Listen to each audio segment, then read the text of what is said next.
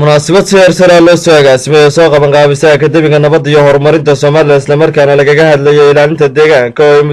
muddooyinka ugu dambeysay ku howlanaayeen akademiga nabadda iyo horumarinta Soomaaliland iyo hay'adda Interpeace isla markaana loo qabtay gudoomiyaasha iyo oqaasha gobolada Somaliland ayaa waxa ka soo qayb galay xubno ka tirsan golaha wasiirada Somaliland isla markaana ka soo qayb galay munaasabadani waxaanay u dhacday munaasabadani sida tani kaliya waxa horta aan u mahad celinayaa akademiyada Ilaahay baa mahad leh oo runtii iyagu isku taxalujiyay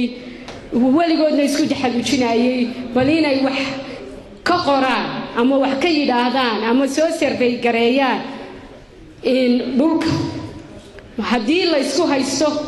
iyo markuu nabadda yahay iyo marka dagaaladu ka taagan yihiinba wax fara badan ka qoray dalka Soomaaliland inteenu soo noqonay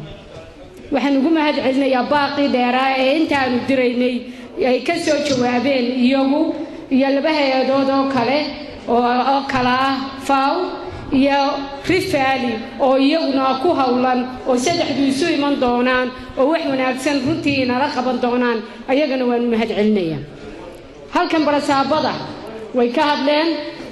oqaashna way ka hadashay iyo salaadiinta iyo boqorada haddaba waxaan weeye anigu baan isku soo koobay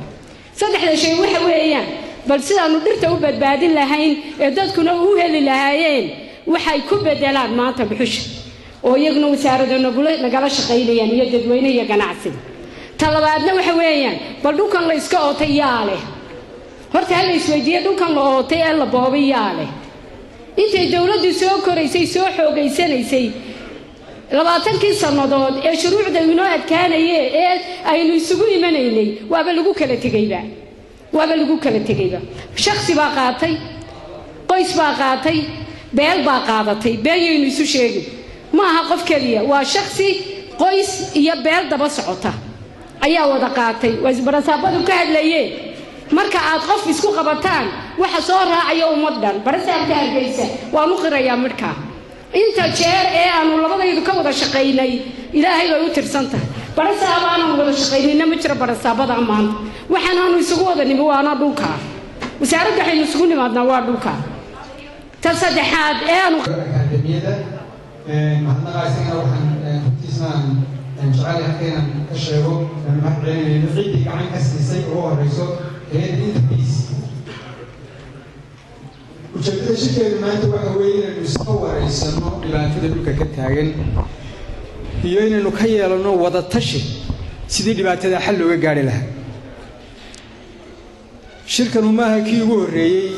ee laga qabtay arrinka dhulka shir hore laga qabtay